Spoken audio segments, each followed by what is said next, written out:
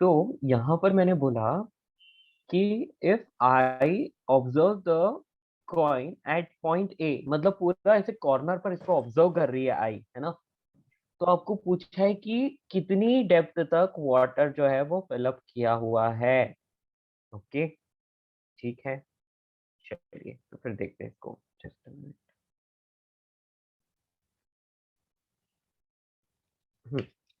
Sir अभी start किया ना आपने? हाँ, अभी स्टार्ट किया ही नहीं, अब कर रहे हैं बेटा, ये लास्ट क्लास वाला क्वेश्चन है ना। अभी तक स्टार्ट ही नहीं किया मैंने, अब कर रहे हैं हम लोग स्टार्ट। Okay, ready? या, चलिए। तो बेटा जैसे कि मैंने बोला कि आई हमेशा स्ट्रेट लाइन में दिखती है, तो आई को एक स्ट्रेट लाइन में दिखाओ। तो ये इस तरह से मैं एक डायग्राम ड्रॉ कर लेता हूँ, ये मतलब स्ट्रेट लाइन ड्रॉ कर लेता हूँ। तो एक तरह से मैं बोल सकता हूँ कि ये पूरे कंटेनर का डायगोनल है। Is it fine? चलेगा? बात समझ आई? हाँ सर। ओके, कंटेनर का डायगोनल है तो इसकी हाइट टोटल 50 है, और ये देख रहे हो आप, इसकी टोटल वेट जो है वो 100 है। तो आप इजीली इस डायगोनल की लेंथ फाइंड कर सकते हो। इट्स ओके, हम लोग इसको बाद में देखते हैं। पहले हम ये देखते हैं कि ये जो ऑब्जेक्ट रखा है, ये ऑब्जेक्ट जो है यहाँ से 10 सेंटीमीटर के डिस्टेंस पर है। तो हम बोल सकते हैं कि पॉइंट बी से ये 60 सेंटीमीटर की डिस्टेंस पर है। पॉइंट बी से ये टोटल 60 सेंटीमीटर की डिस्टेंस पर है। ओके, नाउ लाइट रे यदि यहाँ से स्टार्ट होगी, तो ये लाइट रे स्टार्ट होगी और इस पॉइंट से इसको बाहर निकालते हैं, या फिर हम लोग बोलते हैं कि जो लाइट रे यहाँ से जाएगी और यहाँ से जाने के बाद इस लाइन के अलोंग जाएगी। Right? Is it fine? Do you agree with this? क्योंकि लाइट हमेशा स्ट्रेट लाइन में दिखती है, तो होगा क्या कि लाइट रे यहाँ से इस पॉइंट पर जाएगी और इस पॉइंट पर जाने के बाद बेंड हो जाएगी, और बेंड होके इस तरह से जा रही है कि वो डायगोनल के अलोंग है। Is it fine? Do you agree? Hello, क्या आपको ये बात समझ आई? Yes, yes. ओके, तो बस अब तो आपको ज्योमेट्री लगानी है। इसका ये 4/3 दे रखा है, बाकी सारी हाइट, इसको आपने एच हाइट लिया है, ठीक है। अब ज्योमेट्री लगाएंगे इसके बाद, तो आप बोलोगे कि ये एंगल जो है ये आई है। ओके, ये एंगल आई है, तो बेटा ये वाला एंगल हो जाएगा आर, और इन दोनों एंगल्स में हम लोगों को क्या मिल जाएंगे? रिलेशन मिल जाएगा। ओके, बेटा ये एच है, तो यहां से लेकर सिर्फ यहां तक की डिस्टेंस को आप ले लो। यहां से लेकर यहां तक की डिस्टेंस को आप ले लो, तो बेटा ये 50 माइनस एच होगा। 50 माइनस एच। ओके, या, और बेटा यहां से यहाँ की डिस्टेंस को यदि आप एक्स लेते हो, है ना, इस डिस्टेंस को आप एक्स लेते हो, तो बेटा यहाँ से यहाँ की distance 100 minus x. Is it fine? कोई दिक्कत? No? Hello? Fine sir. Fine. बेटा ये वाला एंगल यदि आर है, तो क्या मैं बोल सकता हूँ कि यहाँ से यहाँ वाला एंगल भी आर होगा? यस। सर या ओके, फिर हम ये भी बोल सकते हैं ना सर, वो वाटर जो लाइन है वो पैरेलल है बेस के, तो नीचे वाला जो एंगल है 100 ऑफ हाइट के बीच में वही आर है। हाँ एक ही बात है बेटा, हम लोग ऐसा भी कर सकते हैं। देखो ये डायगोनल जो एंगल बना रहा है that is r only, right? तो आप डायरेक्टली आर की वैल्यू तो आप डायरेक्टली जानते हो, है ना? करेक्ट? ये सर मतलब टैन थीटा हो जाएगा हाँ, वो। हाँ, यस। तो आर की वैल्यू आप डायरेक्टली जानते हो, तो आप डायरेक्टली यहाँ से क्या करोगे? आर की वैल्यू फाइंड कर लोगे, है ना? या, तो बेटा ये आर है, इसका मतलब ये भी आर है, तो आप डायरेक्टली यहाँ पर एक चीज फाइंड कर सकते हो फ्रॉम ज्योमेट्री। ज्योमेट्री से एक बात समझ में आ रही है, वो क्या है? tan आर, है ना? और tan आर क्या हो जाएगा? परपेंडिकुलर बाय, देखो ये आर है तो ये भी आर, है ना? तो परपेंडिकुलर बाय बेस, यानी कि एक्सक्यूज मी सर। 50/100। सर हमें वाटर का हाइट निकालना है कि हमें जो हाइट दिख रहा है वाटर में इसका वो निकालना है? बेटा यहाँ पर कितनी हाइट तक वाटर होना चाहिए कि इस कॉइन का इमेज ए पॉइंट पर बने? समझ में आ रहा है? तो हमें वो एच की वैल्यू फाइंड करनी है, वाटर की हाइट, वाटर उसमें भरा हुआ है, उसकी हाइट फाइंड करनी है। Is it height fine? मतलब असली जो हाइट है। हाँ, अब इस कंटेनर में up to what height the water is filled. Got it clear? Sir. बेटे यस। tan आर आपको मिल गया, ठीक है। तो इससे आप क्या कर सकते हो? sin आर की वैल्यू फाइंड कर सकते हो, है ना? ओके, उसके बाद नेक्स्ट काम आप क्या करोगे बेटा, आप ऐसे लिख सकते हो सर स्नेल्स लॉ अपन, अप्लाई करेंगे u1 हाँ sin स्नेल्स लॉ लगा लेते हैं डायरेक्टली, n1 sin i या μ1 sin i is equals to μ2 sin r।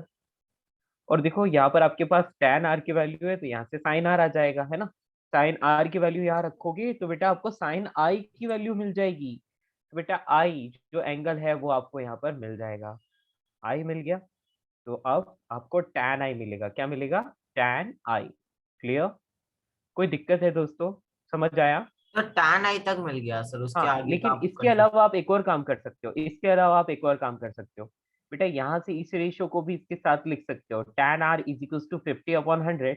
उसी चीज को यहाँ पर भी यूज कर लो फिर से, तो यहाँ पर यूज करोगे तो क्या मिलेगा, 50 minus H upon X. Yes और no, 50 minus H upon X, can we use it here. Sir एक डाउट है, इसमें यस, साइन तो वो एंगल ऑफ रिफ्रैक्शन है, वो तो नॉर्मल और रिफ्लेक्टेड रे के बीच में होता है, बट हाँ नॉर्मल और रिफ्रैक्टेड रे के बीच में होता है, तो बेटा ये वाली रिफ्रैक्टेड रे तो है। Oh oh sorry sorry sorry sorry sorry, एक मिनट मैंने गड़बड़ कर दी, 90 माइनस आर लिखना चाहिए था, ये बहुत बड़ी गड़बड़ हो गई, सॉरी। यहाँ पर हम क्या कर सकते हैं, आर की जगह थीटा लिख लेते हैं, इज इट फाइन। इस आर की जगह थीटा लिख ले क्या दोस्तों, एंड ये थीटा की वैल्यू कितनी है बेटा, 90 माइनस आर, अब ठीक आएगा, है ना। इसको थीटा लिख लेते हैं, सॉरी सॉरी सॉरी, ये गड़बड़ हो गई, या अभी ठीक है ना, कोई दिक्कत, तो ये भी थीटा लिख लेंगे।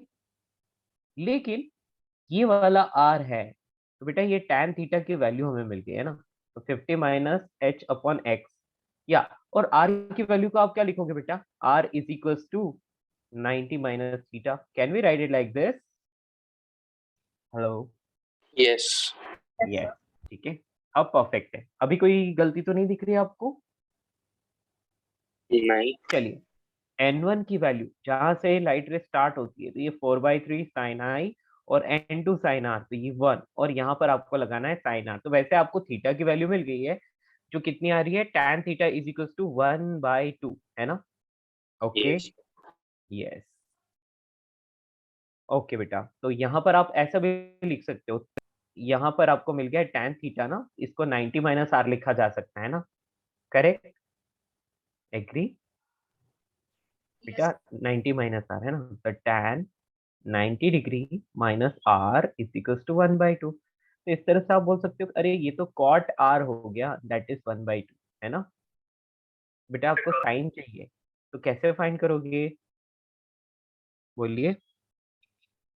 1 प्लस कॉट स्क्वायर थीटा क्या होता है, सेक स्क्वायर थीटा, वैसे भी कर सकते हो या फिर ऐसे भी कर सकते हो कि ये क्या है, ये बेस बाय परपेंडिकुलर है, यस, एग्री। तो बेटा यहाँ से साइन आर क्या लिख लोगे, साइन आर इज सर तो इक्वल्स टू, इसमें आपने म्यू का क्या यूज किया? बेटा म्यू को अभी यहाँ पर यूज कर रहे हैं ना, यहाँ पर साइन आर की वैल्यू रखनी पड़ेगी, तो 2/√5 रखेंगे। अभी आया समझ में अच्छा आपको। हाँ, साइन आर की वैल्यू है सो। यस, सर तो एग्री। थीटा और आर सेम है क्या? नहीं बेटा, देखो ऊपर देखो, ये हाँ एंगल है आर, यहाँ से यहाँ तक आर है, ठीक है, हाँ, और ऐसे इस जैसे। वाले एंगल को थीटा माना। तो देखो देखो ये थीटा और आर के बीच में क्या रिलेशन है, R is equal to 90 degree minus theta, या theta is equal to 90 degree minus are, clear. Yes sir. या हम चाहें तो इस चीज को बाद में लिखें, बस इतना ही कर लेते हैं एक बार इसको, है ना। और ये जो है ना, इसको यहाँ लिख लेते हैं हम लोग, यहाँ लिखेंगे theta is equal to 90 minus r, yes, अब ओके है, ठीक है। चलिए, तो बेटा आपको साइन आर की वैल्यू मिल गई, आपको कुल मिला के ये यूज किया हमने, साइन आई की वैल्यू को फाइंड कर लिया।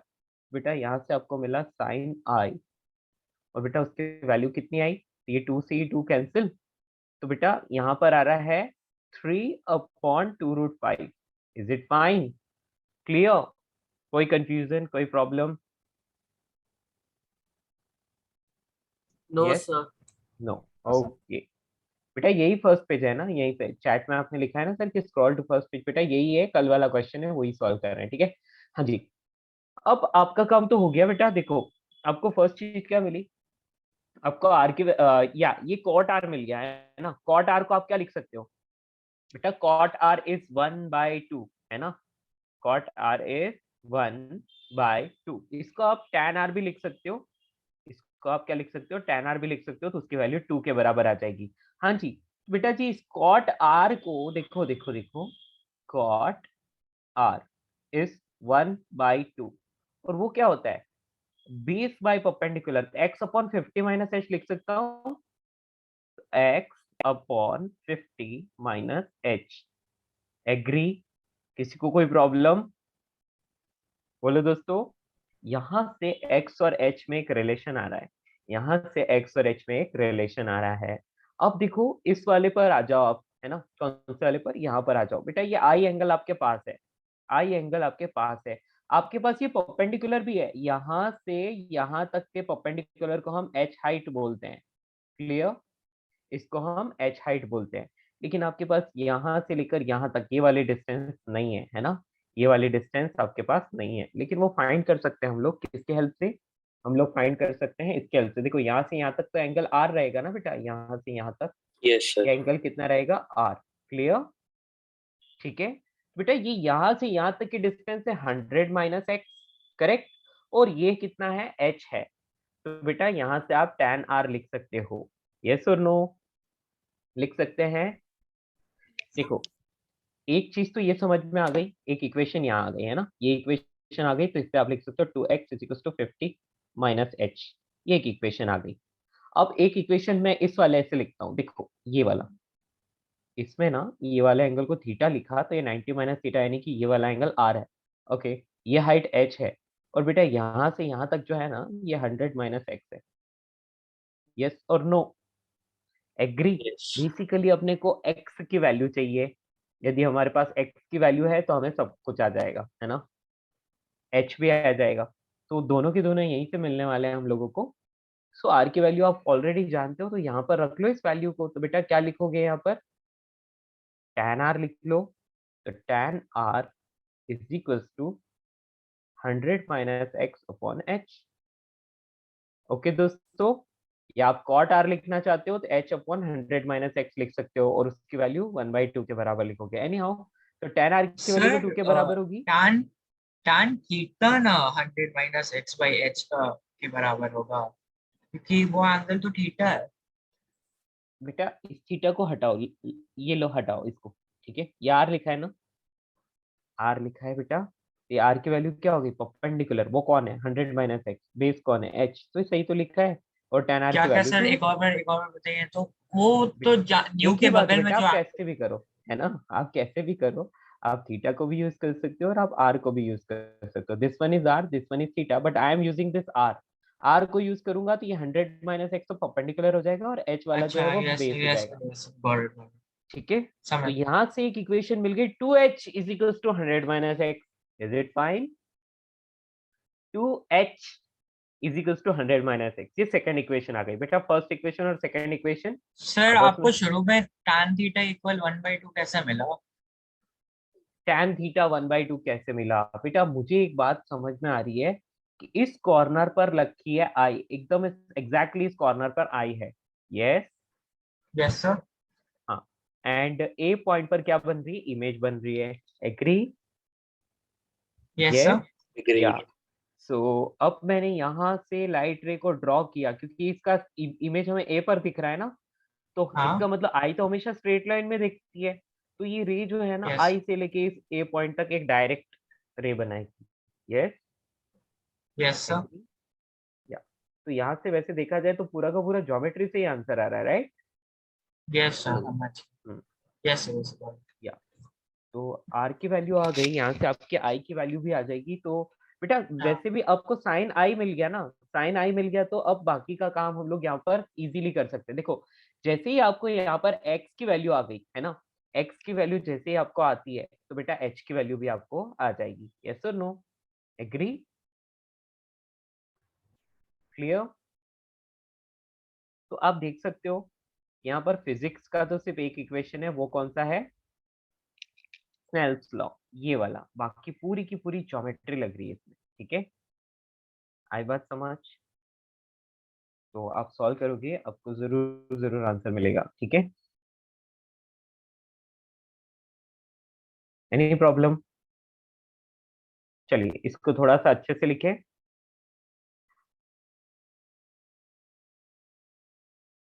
इस वाले को थोड़ा सा अच्छे से लिखते हैं, फिर हम लोग आगे बढ़ेंगे, है ना? या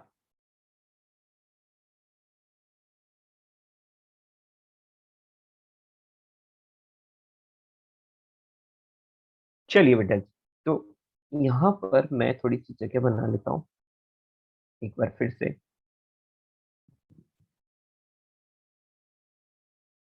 या ओके फाइन। चलिए दोस्तों, तो यहाँ पर मैंने बोल दिया कि यहाँ से यहाँ की हाइट h है। ओके, यहाँ से यहाँ तक जो है ये x है, ये एंगल जो है ये I है। यहाँ से यहाँ का एंगल क्या है? I। और यहाँ से यहाँ का एंगल है R। ठीक है, तो ये एंगल R है, तो बेटा ये वाले एंगल को हम एक बार के लिए थीटा बोल सकते हैं ना। इस एंगल को एक बार के लिए हम लोग क्या बोल सकते हैं? थीटा। बेटा ये एंगल यदि थीटा है तो ये वाला भी एंगल थीटा रहेगा, करेक्ट? हाँ, चलिए यस सर। अब एक काम कीजिए कि देखो, यहाँ से ये हमने लिखा है 50 माइनस h, ये तो हो गया परपेंडिकुलर, और x क्या हो गया? बेस हो गया। तो बेटा tan theta is equal to 50 minus h upon r लिख सकते हैं, है ना? करेक्ट। तो सबसे पहले n1 sin i is equal to n2 sin r, physics से शुरू करते हैं, ठीक है? ओके, n1 मतलब जहां से ऑब्जेक्ट रखा है, तो 4/3 sin i is equal to n2 की वैल्यू है एयर यानी 1 sin r, ये हमने लिख लिया। बेटा यहाँ साइन आई और साइन आर में एक रिलेशन मिला। अब हमें लगानी पड़ेगी ज्योमेट्री। ज्योमेट्री कैसे लगाओगे बेटा? ये जो दिख रहा है ना ऊपर, ये छोटा वाला ट्राइंगल, इसको ले लो, ठीक है? इस छोटे वाले ट्राइंगल को ले लो। यदि आपको छोटा वाला ट्राइंगल नहीं लेना है, लेट से आप चाहते हो कि नहीं सर ऐसा जरूरी थोड़ी है कि आई एग्जैक्टली वहां हो या ऐसा कुछ भी, तो आप एक काम करो, इसको भी ले सकते हो, है ना? यहाँ पर रिलेशंस निकलेंगे बहुत, तो सर हम इजीली आपका कर पाएंगे। माउस पॉइंटर वो दिख नहीं रहा है, आप शायद उसमें वो कर रहे हो, बट ओके ओके ओके, मेरा कहने का मतलब है कि बेटा आइदर यू टेक दिस छोटा वाला triangle, are you yes getting, और you take yes this theta वाला बड़ा ट्राइंगल, ये जो आपको दिख रहा है ना, यहाँ से मैंने लिखा है ये थीटा, है ना?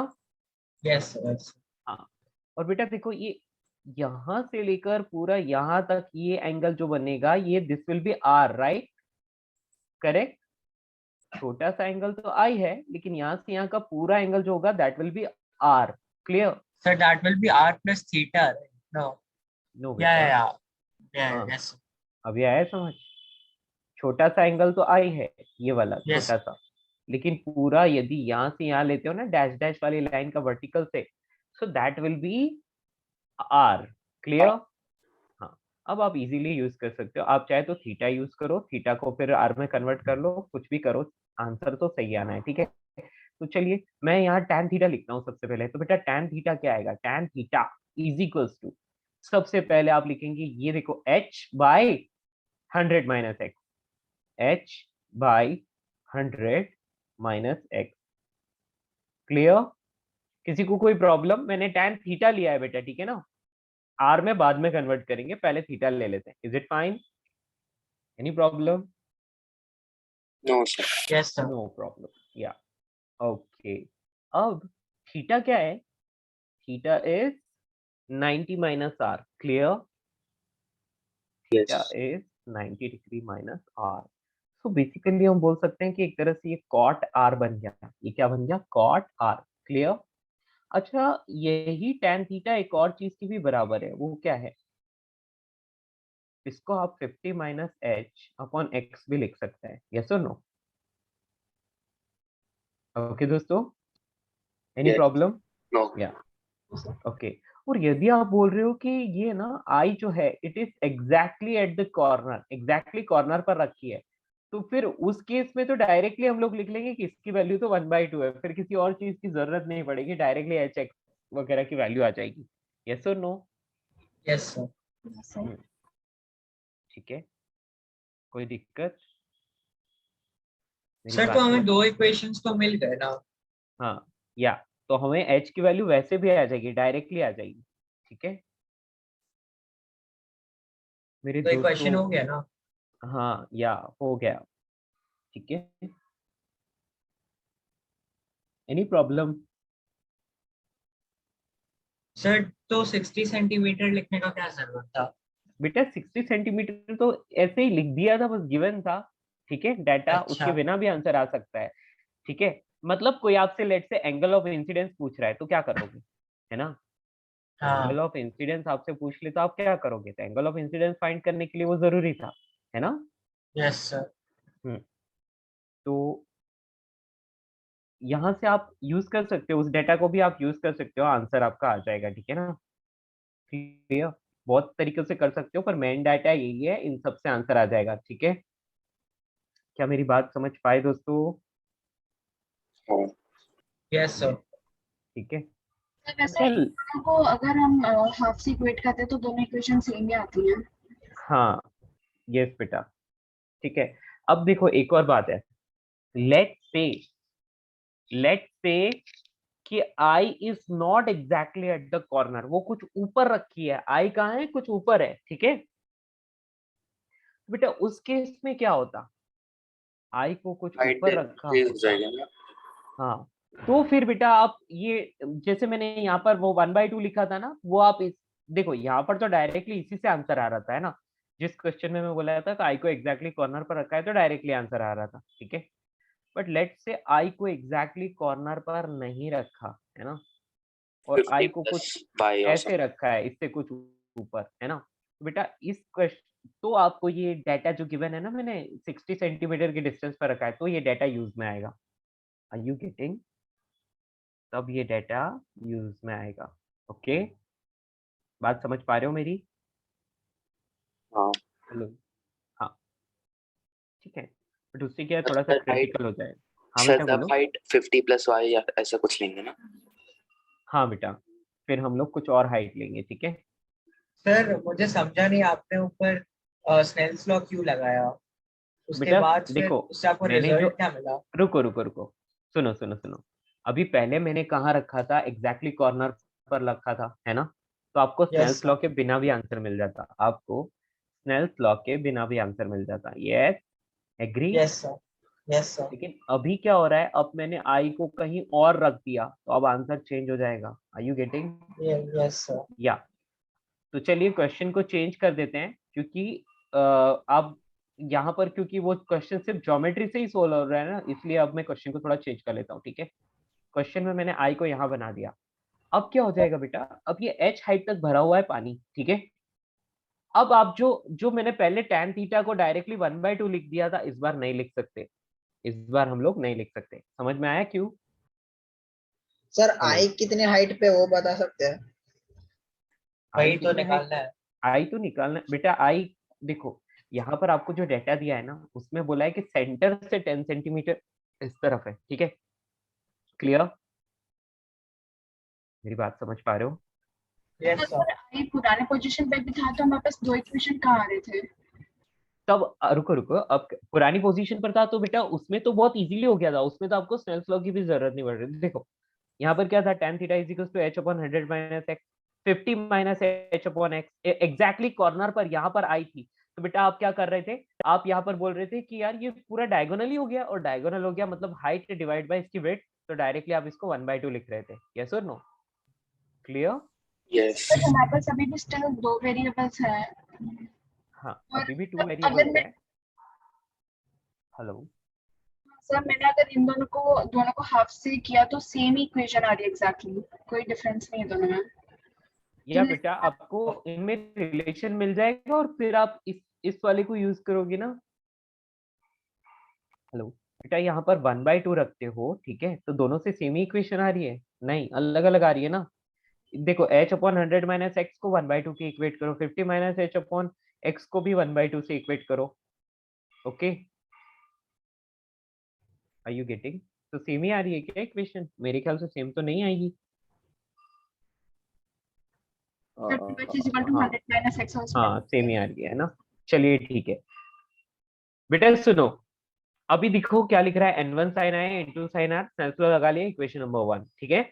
इसमें तो कोई दिक्कत नहीं है। अब मैं tan थीटा को क्या लिख सकता हूँ बेटा, h अपॉन 100 माइनस एक्स। तो मैं मान लेता हूँ कि आई ऊपर कहीं है, एग्जैक्टली इसके इस कॉर्नर पर नहीं रख के ऊपर कहीं है, ठीक है, ऐसा लिख सकते हैं। तो ये tan थीटा की वैल्यू कितनी आ गई, 100 h अपॉन 100 माइनस एक्स। बेटा थीटा इज 90 माइनस आर, तो क्या मैं इस चीज को कॉट आर लिख सकता हूँ? Any problem? Cot r is h upon 100 minus x. Is it fine? बोलिए दोस्तों. Yes hello. Sir. Yes. Okay. अब देखिए एक और चीज. अब नेक्स्ट क्या है बेटा कि मैं यदि इस i की वैल्यू चाहता हूँ, i की वैल्यू चाहता हूँ तो मैं क्या लिख सकता हूँ? देखो यहाँ से यहाँ तक x है. ओके. और हम लोग यदि इसकी बात करें तो इसकी इस पॉइंट से हम लोगों को डिस्टेंस नहीं पता है. ठीक है, सोचते हैं साइन आई को हम कैसे लिख सकते हैं. साइन आई को हम लिख सकते हैं बेटा, देखिए एक मिनट, यहाँ सर से यहाँ 20 तक माइनस एक्स अपॉन एच. क्या 20 माइ एक minute, 20 minus x upon H. How did you right 20? Sir मतलब 100 माइनस एक्स में से अगर हमने 40 सब्ट्रैक्ट किया सर, क्योंकि 40 अभी कहाँ वो से है? मिड हाँ पॉइंट. 40 यहाँ से यहाँ तक है. यस. देखिए देखिए एक मिनट रुको. सर पी ये 40 है ना सर. हाँ हाँ हाँ बिल्कुल, यहाँ से यहाँ तक ये 40 सेंटीमीटर हो गया. ठीक है, ये 40 सेंटीमीटर हो गया.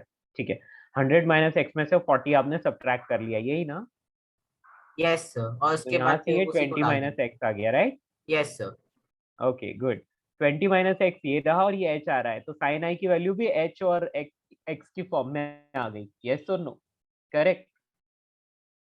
हेलो. आप इसको क्या लिखोगे अभी? तो आप इसको tan आई लिख सकते हो, है ना? Yes tan i sir. क्या लिखेंगे? tan i is equals to, आप यहाँ पर लिख सकते हो 20 minus x upon h. 20 minus x upon h. Okay. Yeah तो बेसिकली एक क्वाड्रेटिक इक्वेशन जैसा हमें मिलेगा ऐसा लग रहा है. तो देखिए tan तो आर इसको को अभी आप क्या लिख साइन सकते में भी कन्वर्ट करना है सर. हो? बहुत गंदा इक्वेशन मिल रहा है बहुत गंदा इक्वेशन सर. और बनेगा. शायद ये सॉल्व भी होगा क्या सर, क्योंकि मतलब अगर हाँ दो सॉल्व तो होगा. इक्वेशन सर, लेकिन अगर दो इक्वेशन ऐसा सर स्क्वायर में समथिंग मिल रहा है तो हमें एक और इक्वेशन की जरूरत पड़ सकता है. हम्म.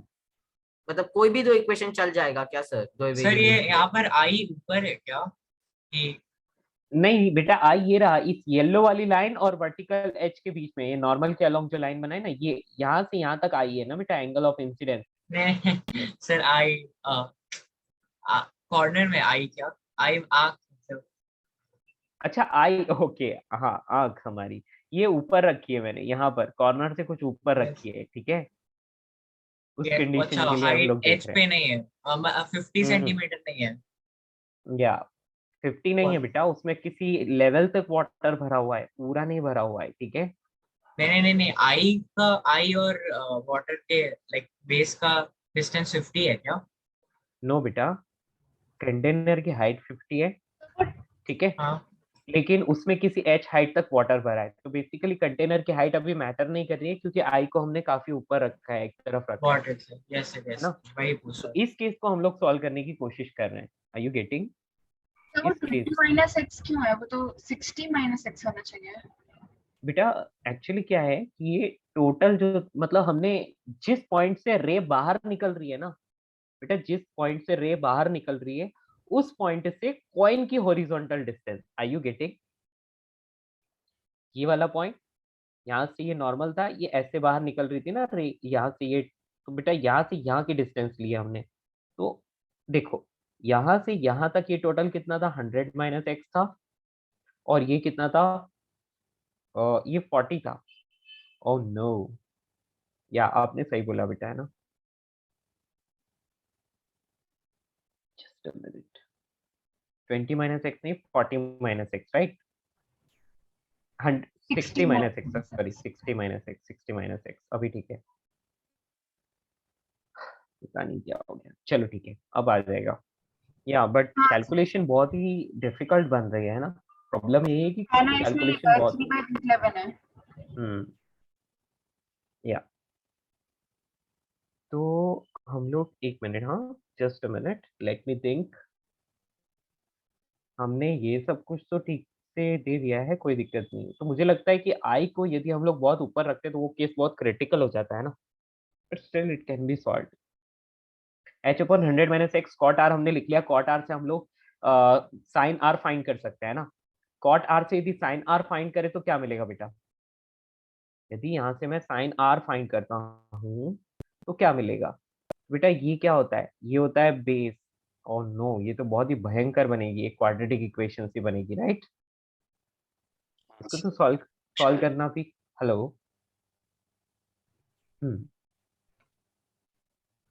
Okay, sine i by sine r को हम लोग लिख सकते हैं 3/4।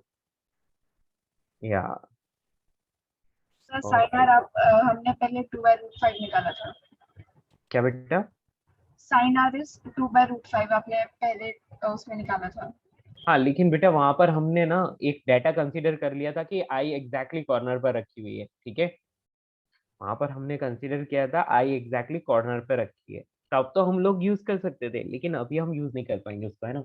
जस्ट अ मिनट, हो तो जाएगा। ये थोड़ा सा कैलकुलेशन डिफिकल्ट बन रही है। देखो, फर्स्ट स्नेल्स लॉ से इक्वेशन आ गई, कोई दिक्कत नहीं। अब जो कुछ भी है वो ज्योमेट्री है, तो ये तो एच हो गया, कोई दिक्कत नहीं है। यहाँ से यहाँ तक एक्स है बेटा, ये 40 है। तो देखा जाए तो यहाँ से यहाँ तक 100 माइनस एक्स है, और उसमें से 40 माइनस कर लिया, 60 माइनस एक्स बन गया, ठीक है? तो इस चीज को हमने लिख लिया कि यहाँ पर tan आई अपना आ गया, tan आई आ गया तो उससे sin आई फाइंड करना पड़ेगा। या कैलकुलेशन डिफिकल्ट बन रही है बेटा, बाकी आंसर तो आएगा इससे, ठीक है? एक क्वाड्रेटिक इक्वेशन मिलेगी और फिर उस क्वाड्रेटिक इक्वेशन को सॉल्व करेंगे। It's like very difficult, but answer तो आएगा, है ना? चलिए देखते हैं। ओके, यदि ये साइन आई और ये साइन आर, इन दोनों का रेशो की बात करें, इन दोनों के रेशो की बात करें तो बेटा वो 3/4 आ रहा है, करेक्ट दोस्तों? यदि मैं कॉट आर का यदि मैं साइन आर बनाऊं तो क्या मिलेगा? और इसका साइन आई बनाऊं तो क्या मिलेगा? तो साइन आई को हम लिख सकते हैं 60 minus H upon root of h square plus 60 minus x का स्क्वायर। एक बार लिख के तो देखते हैं, लिखने में क्या जाता है ना? और साइन आर की वैल्यू को आप क्या लिखोगे बेटा? साइन आर की वैल्यू को, ये बेस होता है, तो ओ नो, ये तो और भी खतरनाक है। 100 minus x divide by root of h square plus 100 minus x का स्क्वायर। अति भयंकर, है ना? इन वैल्यूज को यदि आप यहाँ पर रखते भी हो और फिर दोनों तरफ स्क्वायर करके सॉल्व भी करते हो बेटा, तो सॉल्व करने पर आपको क्वाड्रेटिक इक्वेशन मिलेंगी, और उस क्वाड्रेटिक इक्वेशन को आप सॉल्व करोगे तो एक्स की फॉर्म में एच रिलेशंस मिलेंगे आपको, है ना? और नो, ये तो बहुत भयंकर हो गया, ऐसे काम नहीं चलेगा, है ना? किसी को और कुछ क्लिक कर रहा है क्या इसमें? इसकी कैलकुलेशन बहुत गंदी बन रही है ना? इसकी कैलकुलेशन बहुत ही गंदी बन रही है, यही एकमात्र प्रॉब्लम है, यही सिर्फ एक प्रॉब्लम है, ठीक है? तो इसलिए एग्जैक्टली कॉर्नर पे रख के ही काम चलाना पड़ेगा। हेलो दोस्तों, समझ पा रहे हो मेरी बात? हेलो सर क्या कैलकुलेशंस बन रही है, एक बार आप बेटा, आपको हम स्पेसिफिक। लोगों को ना कितनी हाइट तक लिक्विड भरा हुआ है ये फाइंड करना था, अप टू नहीं व्हाट नहीं, हाइट द लिक्विड। हाँ हेलो, हाँ, हाँ हाँ तो सर, बेटा छोड़ दो, कैलकुलेशन क्या बन रहा है? सुनो। बेटा ये है ना, ये साइन आर की वैल्यू ये और साइन आई की वैल्यू ये है, ये दोनों वैल्यूज यहाँ रखोगे और इसको सॉल्व करोगे तो आपको आंसर मिलेगा, समझ रहे हो ना? और ये बहुत ही मतलब डिफिकल्ट टास्क। दो वेरिएबल्स है, दो इक्वेशंस है। Yes two sir. Variables, two equations, है ना? तो उनमें क्या मिलेगा? रिलेशन मिलेगा, ठीक है? तो it's like very difficult task, ऐसा आप नहीं कर पाओगे, है ना? ऐसा आप नहीं कर पाओगे, इसलिए अपन पहले वाला ही रखते क्वेश्चन एक बार, ठीक है? मेरी बात समझ पा रहे हो दोस्तों? It is like very very difficult, we can not solve this, right? मेरी बात समझ पाए? तो it's better to keep the i exactly at the corner, okay? अब ये इजी बन जाएगा, ठीक है? अब ये इजी बन जाएगा कैसे? सबसे पहले तो आप इस tan थीटा की वैल्यू ही फाइंड कर लोगे, तो tan थीटा कितना बनेगा? तो tan theta is equal to 50/100, है ना? ये कितना बन जाएगा? 1/2। क्लियर? हेलो, यस कोई सर। दिक्कत? No no. Yes, no, no problem. अब नेक्स्ट आप क्या करोगे बेटा? उसके बाद आप लोग यहाँ पर इसको मान लोगे 50 माइनस एच, और इस डिस्टेंस को आपने ऑलरेडी बोल दिया है कि ये x है, तो अब यहाँ पर 50 minus h upon x is equal to 1/2, ठीक है।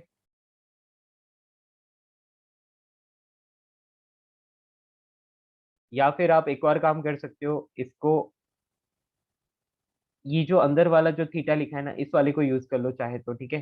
किससे भी करो, आंसर तो वही आना है खैर।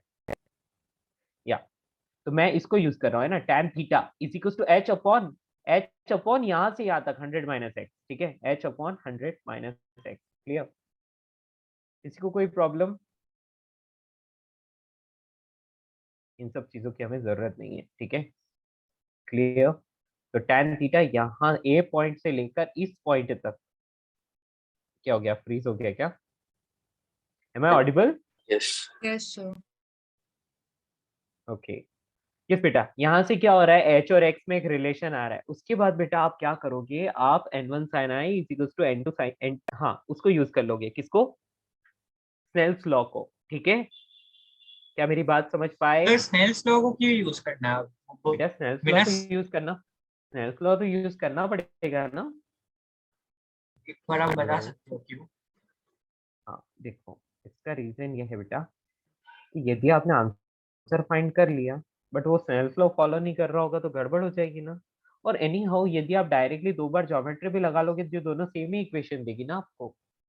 Hello, yes sir. हाँ हाँ सर। हाँ हाँ, मैंने या यहाँ पर आप 2 इक्वेशन बना रहे हो लेकिन वो दोनों से सेम इक्वेशन बनेगी। आप चाहे इस वाले को यूज करो चाहे इस वाले को, दोनों से सेम ही मिलने वाली है, ठीक है ना। इसलिए आप क्या करो, tan theta is equal to h upon 100 minus x, ऐसा ही लिखो, ठीक है। और हाँ थीटा हम जानते हैं, theta is 90 degree minus r, ठीक है। तो यहाँ से यस आप सर। इसको क्या लिख सकते हो, यहाँ से आप इसको लिख व्हाट देखो, आर? या एक बार इसका क्रॉस मल्टीप्लीकेशन कर ले तो h और x में एक रिलेशन आ जाएगा, है ना। Yes sir. 2h is equal to 100 minus x, ये एक रिलेशन आ गया, ठीक है। Yes sir. अब हाँ, नेक्स्ट अपने को ये थीटा पता है तो इसका मतलब ये क्या है, ये है cot r और इसकी वैल्यू 1/2 है। cot r की वैल्यू 1/2 है तो बेटा आप sin r फाइंड कर सकते हो। sin r कितना होगा? 2/√5। 2/√5, वेरी गुड। तो बेटा ये sin r आ गया। अब आप लगा लो n1 sin i is equals to n2 sin r, is it fine? Yes n1 yes मतलब सर। 4/3, यहाँ पर आपने sin i कर दिया और ये कितना आ गया, n2 sin r। n2 कितना लिखोगे? 1, और sin r की वैल्यू यहाँ से लिख लो 2/√5, ठीक है। चलिए अब यहाँ से आपको मिल रहा है, देखो sin i की वैल्यू मिल रही है, sin i is equals to 3/2√5। Clear? अभी तक किसी को कोई प्रॉब्लम? अच्छा, अब बेटा नेक्स्ट चीज ये है कि आपका ऐसा ट्राइंगल बन गया, है ना। यस और सर। हाँ, यस, और ये यहाँ से लेकर, एक मिनट, क्या हो रहा है, हाँ ठीक है, यस बेटा ये वाला एंगल आपको आई दे रखा है, इसका कोई प्रॉब्लम नहीं है आपको। इस पॉइंट से इस पॉइंट तक टोटल डिस्टेंस कितनी है, 100 माइनस एक्स, यहाँ से लेकर यहाँ तक। तो बेटा ये यहाँ से यहाँ तक कितनी आ रही है फिर, जो थोड़ी देर पता पहले नहीं हमने सर, वो गिवन नहीं है। -x। 60 minus x, correct. क्योंकि बेटा यहाँ से यहाँ 40 है ना, तो बेटा ये अच्छा तो वो 60 लिखा हुआ माइनस नहीं एक्स है ही वो। होगा। हाँ हाँ वो, अब ठीक है, तो ये एच आ अच्छा वो गया। डायग्राम में लिखा हुआ नहीं था इसलिए मुझे कंफ्यूजन हो गया। यस, अब क्लियर है। Yes yes. तो बेटा एच और एक्स में एक रिलेशन तो ऊपर ये आ रहा है डायरेक्टली, है ना। Yes sir. अभी इसको आप डायरेक्टली लिख सकते हो, क्या लिख सकते हो, tan i, है ना। tan i की वैल्यू कितनी आ जाएगी यहाँ से, तो आप लिख सकते हो tan i is equals to, sir हाँ 40 बेटा, सेंटीमीटर गिवन है ना? हाँ ये बेटा यहाँ आपको इसकी सेंटर से डिस्टेंस दी थी, तो यहाँ से यहाँ तक टोटल डिस्टेंस कितनी आ गई थी, 60 सेंटीमीटर आ गई थी, है ना। यस बेटा सर। यहाँ से यह बचा हुआ 40 होगा ना, हाँ ए हाँ से पी तक की distance, correct. P yes sir. मतलब वो पॉइंट जहाँ कॉइन रखा है। तो tan i आपका आ गया 60 माइनस एक्स अपॉन एच, कोई दिक्कत? साइन No, आई sir. ये रहा, साइन आई से अपन टेन आई फाइंड कर सकते हैं ना। ये कैसे? Yes. tan i की वैल्यू आप लिखोगे perpendicular divide by hypotenuse, root of 3 square plus 4 into 5 20, है ना। तो 9 प्लस 20 रूट 29, ऐसा आ रहा है। इतनी भयंकर, ये भी वैल्यू तो गंदी आ रही है बट आ रही है। हेलो, क्या आप समझ पाए? सर 11 होगा। एक मिनट रुको, ये है परपेंडिकुलर और ये नीचे हाइपोटेनियस को माइनस करना है, सॉरी। तो ये परपेंडिकुलर तो 3 और नीचे हाइपोटेनियस, तो बेटा ये कितना है 29, 20 में से 9 किया, मतलब -9 किया तो √11, अभी ठीक है ना? अब करेक्ट है बेटा? चलिए ठीक है, इस वैल्यू को यहाँ रख लो। देखो tan i की वैल्यू 3/√11 होना चाहिए और that is 60 minus x upon h। तो एक और डाटा यहाँ से अपने को मिल गया कि 3h इज इक्वल्स टू 11, इधर मल्टीप्लाई हो जाएगा। वैल्यू तो गंदी आ रही है बेटा, है ना, लेकिन हम कुछ कर नहीं सकते, जो आ रही है सो आ रही है, ठीक है। एक इक्वेशन ऊपर ये रही, एक इक्वेशन ये रही, डेटा गंदा आएगा लेकिन जो भी आएगा that is correct answer. Okay, 2 variables 2 equations, you will get the correct answer. किसी को कोई प्रॉब्लम अभी? सर वो पिछला वाला क्वेश्चन आपने अपने से बनाया था कि कोई बुक पे? नहीं नहीं, मैंने कोई बुक से नहीं दिया बेटा, अपने से बनाया था, ठीक है ना। सर ये वाला भी आपने बनाया है? बेटा ये दोनों क्वेश्चन तो एक ही है ना, दोनों क्वेश्चन तो हाँ एक भाई। ही है। लेकिन मैंने उसमें एक ट्राई किया था कि यदि आई ना एग्जैक्टली कॉर्नर पर नहीं रहकर ऊपर कहीं होती तो क्या होता। बट बेटा उसके लिए एक डाटा कम पड़ रहा था, आपको कम से कम ये तो पता होना चाहिए ना कि वो कितनी हाइट पर है ना, इसलिए फिर उस चीज को मैंने हटा दिया। क्लियर? लेकिन अभी वाला ठीक है, अभी चल जाएगा। अभी वाला आपको एग्जैक्ट डाटा, मतलब वैल्यू इस तरह से सेट नहीं हो पाई कि आपको फाइन मतलब परफेक्ट आंसर मिल पाए, लेकिन √11 के साथ हम काम चला लेंगे, ठीक है। क्लियर? बेटा √11 को आप √11 ही रखना, जैसे भी हो आंसर गंदा सा दिखेगा थोड़ा सा, लेकिन आंसर आ जाएगा, ठीक है। कोई दिक्कत? हेलो, बच्चा लोगों को सर समझ आया? एक बार लिखने का टाइम नहीं सुना। हाँ जी, लिखिए आराम से लिखिए, ठीक है।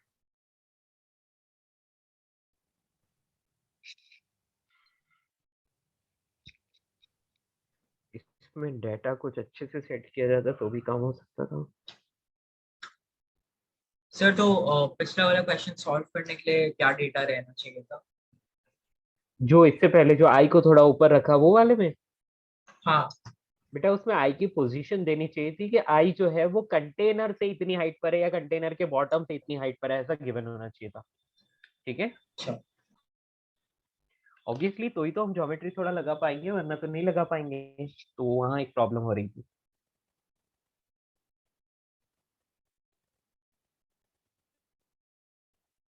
बेटा N2 इज एयर, है ना। N1 मतलब वो वाला मीडियम जहां पर ऑब्जेक्ट है, object is inside that water, ठीक है। और बाहर की तरफ एयर है तो एयर का N1 होता है।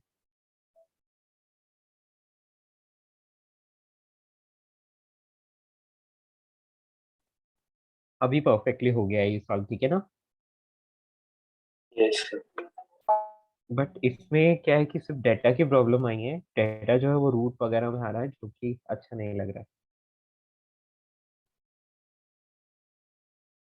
बट ठीक है, चलेगा। हम चाहें तो √11 की वैल्यू डाल सकते हैं।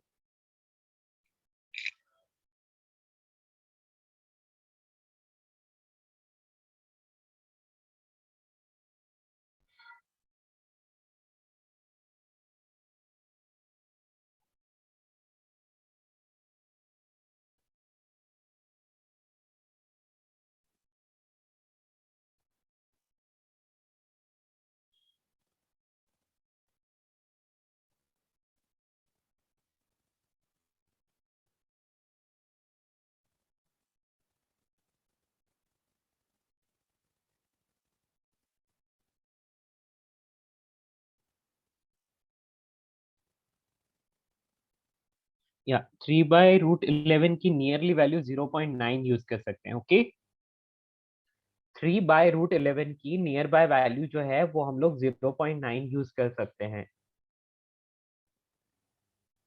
तो उससे हम लोगों को इजीली आंसर मिलेगा। ठीक है, तो यहाँ पर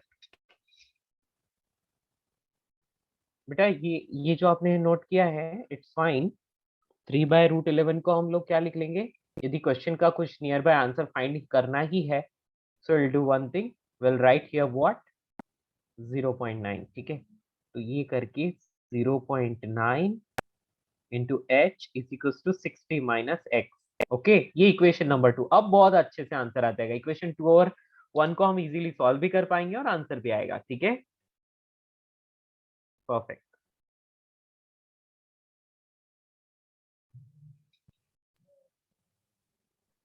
सर 1 ले सकते हैं। बेटा 1 लोगे तो गड़बड़ होगा काफी हद तक, मतलब या मोर एक्यूरेट आंसर के लिए आप क्या करोगे, आप इसको 0.9 रखोगे, लेकिन अप्रोक्सीमेट आंसर निकालना है तो फिर 1 भी रख सकते हो। ठीक है ना, लेकिन आप सोचो कि यदि इसकी हाइट जो है लेट से कुछ 5 सेंटीमीटर भी आ रही है, तो 0.5 सेंटीमीटर, यानी कि आप समझ रहे हो कितना फर्क वहां पर पड़ सकता है। तो आंसर काफी हद तक इनएक्यूरेट आएगा। तो एक्यूरेसी के लिए आपको 0.9 रखना पड़ेगा। ठीक है, कोई दिक्कत नहीं है। इक्वेशन 1 में से इक्वेशन नंबर 2 को माइनस कर लो, तो आपको कितना मिलेगा 1.1 h इज इक्वल टू 40, है ना। 1.1 h इज इक्वल टू 40 मिलेगा यदि इक्वेशन 1 में से 2 को आप माइनस करते हो तो h की वैल्यू आपको मिल रहा है 400/11, है ना। अब आप इसको डिवाइड कर लो, you will get the answer, right. 36.36. हाँ, कितना 0.36. या सर मेरे को 36.51 आ रहा है। वही 36 पॉइंट समथिंग, है ना। या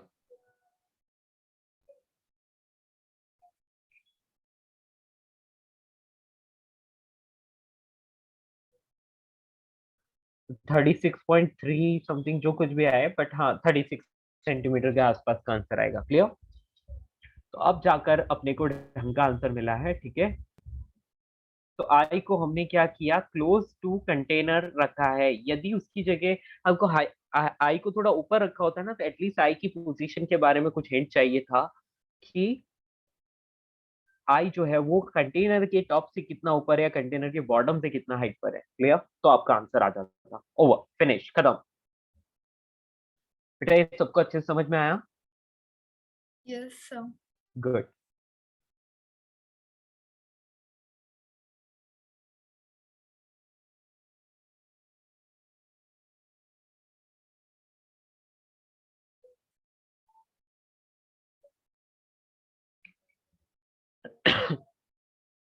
सर आप कुछ थ्योरी करवाने वाले हैं क्या स्कूल में? हाँ बेटा, थोड़ी सी थ्योरी करवाने वाला हूँ, बिल्कुल। बढ़े आगे, हाँ सर। चलिए। ये सब कंप्लीट हुआ और क्रिटिकल एंगल वगैरह सब कर लिया था हमने। यस, ये रहा, हमने कर लिया था। यस यस यस, ओके, ठीक है। क्रिटिकल एंगल फाइंड करना आ गया सबको, कोई दिक्कत नहीं। ठीक है, और चीज हम देखेंगे और क्वेश्चन हम देखेंगे इसी पर बेस। उससे पहले हम लोग एक टॉपिक को कंप्लीट करते हैं बहुत अच्छे से। तो चलिए जल्दी से लिखिए अपर एंड डेप्थ। ठीक है, अपर एंड डेप्थ।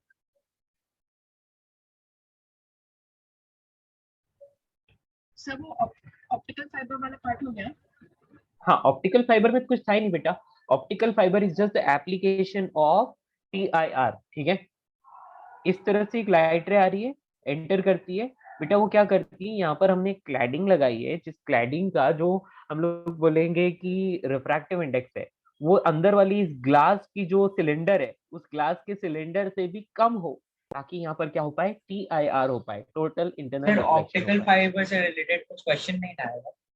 नहीं बेटा, इससे रिलेटेड ऐसे कोई क्वेश्चन नहीं है, इसका सिर्फ एप्लीकेशन है। क्वेश्चन बनाया जा सकता है, will do it last. Okay, clear. Last में हम करेंगे जिसमें हम Yes, लोग sir. इस कॉन्सेप्ट को यूज करेंगे क्वेश्चन सॉल्व करने के लिए। Okay, don't worry. Yes sir. हाँ, बाकी ऑप्टिकल फाइबर पे कोई क्वेश्चन नहीं होता, बेसिकली TIR का कॉन्सेप्ट यूज करके क्वेश्चन हो सकता है, ठीक है, एक्चुअली क्रिटिकल एंगल पर। नेक्स्ट जल्दी से लिख लीजिए, अपरेंट डेप्थ लिखा आपने, कोई दिक्कत?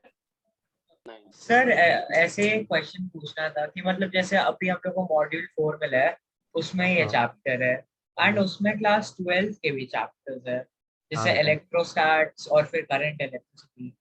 तो क्लास 12 का अभी स्टार्ट हो रहा है। बेटा मुझे एक बात बताइए पहले कि आपकी जो स्कूल है ना, स्कूल लाइक आप स्टेट बोर्ड से हो या जो भी बोर्ड से हो, उसमें 11th क्लास में दे रखा है क्या ये वाला चैप्टर? नहीं सर, मैं रे सीबीएसई ऑप्टिक्स से हूँ और रे सीबीएसई ऑप्टिक्स रे ऑप्टिक्स का मैं 12th श्योर नहीं क्लास हूँ, में। लेकिन 12th क्लास हाँ में? 12th क्लास में। ये सर रे ऑप्टिक्स 12th में। Okay, ray optics 12th class में। तो बेटा इसमें क्या किया कि ऑब्वियसली ये मॉड्यूल 4 का क्वेश्चन है, लेकिन क्या है कि कुछ लोगों को KVPY वगैरह एग्जाम भी देना होता है, राइट? अभी तो हो गया Yes, होगा sir. ना? सर 9 पर वो December में। पोस्टपोन हो गया था पोस्टपोन्ड हो 9 गया ना, 9 को। हाँ शायद उसकी वजह से ये चैप्टर पहले ले लिया होगा, मुझे ऐसा लगता है, ठीक है। सर पर उसके अलग क्लासेस चल रहे हैं और वो उसमें तो ये कब का खत्म हो गया। खत्म हो गया है तो पता नहीं हाँ बेटा। लाइक उस वैसे केवीपीआई के देखा जाए अलग तो ये क्लासेस में 12th ये क्लास का फर्स्ट चैप्टर चैप्टर है। था। हाँ, वैसे ये 12th क्लास का चैप्टर है, ठीक है। HC वर्मा में भी ये सेकेंड वाले में ही दे रखा है ना, वॉल्यूम नंबर 2 में, ठीक Yes, है। sir. जहां पर भी हो बेटा अपने को तो अच्छे से करना ही है इसको कवर, ठीक है ना, क्लियर? आप और कर तो सर लिए? फेज मॉड्यूल लाइक में कोई ऑर्डर फॉलो नहीं करता like, बेटा पढ़ाने ऑर्डर में। फॉलो किया जाता है, ऑर्डर फॉलो किया जाता है, लेकिन इसको पहले लिया गया तो डेफिनेटली कोई ना कोई तो रीजन इसका होगा, है ना। यानी मैनेजमेंट ने डिसीजन लिया है कि पहले ये चैप्टर लेना है, so there will be some reason behind it, okay. जैसे सर मॉड्यूल में इसका नाम है ज्योमेट्रिक ऑप्टिक्स, तो हाँ, रे ऑप्टिक्स अलग है क्या? एक ही चीज है बेटा, ज्योमेट्रिकल ऑप्टिक्स भी इसका नाम है और रे ऑप्टिक्स भी इसी चैप्टर का नाम है, ठीक अच्छा। है। इसको ज्योमेट्रिकल ऑप्टिक्स क्यों बोलते हैं बेटा? क्योंकि इसमें ज्योमेट्री लगती है। आपने देखा ना अभी हमने जो क्वेश्चन सॉल्व किया था थोड़ी देर पहले, उसमें सब यस सर। ज्योमेट्री तो थी। फिजिक्स का तो सिर्फ एक फॉर्मूला था, है ना, यस सर। उसका तो सिर्फ एक फॉर्मूला था, स्नेल्स लॉ, बाकी तो ज्योमेट्री थी। tan i sin i वो सब ज्योमेट्री से फाइंड किया था। आगे बढ़े। Yes sir. अपेरेंट डेप्थ बेटा, अपेरेंट डेप्थ क्या चीज है तो देखिए, मैं यहाँ पर क्या कर रहा हूँ, मैं एक मीडियम में ऑब्जेक्ट बनाता हूँ और दूसरे मीडियम में आई है। So let's say sorry, it is very difficult to draw straight line. चलिए, यहाँ पर एक ऑब्जेक्ट हमने ड्रॉ किया, लेट्स से यहाँ, और हम लोगों को इसको देखना है तो क्या होगा। तो बेटा देखो, मान लिया कि एक रे इस तरह से जा सकती है नॉर्मल के अलोंग, है ना। तो आई जो है वो नियर नॉर्मल यहाँ कहीं है, लेट्स से। तो मैं एक काम करता हूँ, यहाँ से लाइट रे को एक बाहर निकालता हूँ वाटर से, तो ऑब्जेक्ट से एक लाइट रे आ रही है, इस तरह से इंसिडेंट हो रही है, और बेटा जैसे वाटर से बाहर निकलेगी तो क्या होगा, बोलिए? Away from normal shift action होगी ना, मतलब वो हाँ। ऑप्टिकली रेयर हो जाएगा। हाँ, तो रेरर मीडियम में जा रही है तो वो क्या होगी, बेंड हो जाएगी Away away away from from normal, normal. या। तो और आई की प्रॉपर्टी क्या है? आई तो स्ट्रेट लाइन में दिखती है ना। आई स्ट्रेट लाइन में यदि दिखती है तो क्या मैं ऐसा कर सकता हूँ, इसको यदि आगे ड्रॉ करूं तो क्या मैं बोल सकता हूँ कि इसका इमेज जो है, पेरेंट पोजीशन।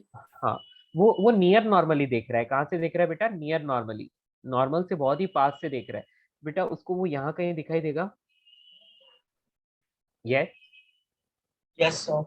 तो एक्चुअल में उसकी हाइट जो थी यानी डेप्थ जो थी वो डी थी, लेकिन अभी उसकी डेप्थ उसको कितनी दिखाई दे रही है? डी डैश दिखाई दे रही है। तो बेटा क्या मैं बोल सकता हूँ कि यार आप लोग भी स्विमिंग पूल में या कहीं पे भी देखोगे तो जो उसका बॉटम होता है वो जितनी डेप्थ पर होता है आपको उसे काफी कम डेप्थ पर दिखाई देता है, करेक्ट?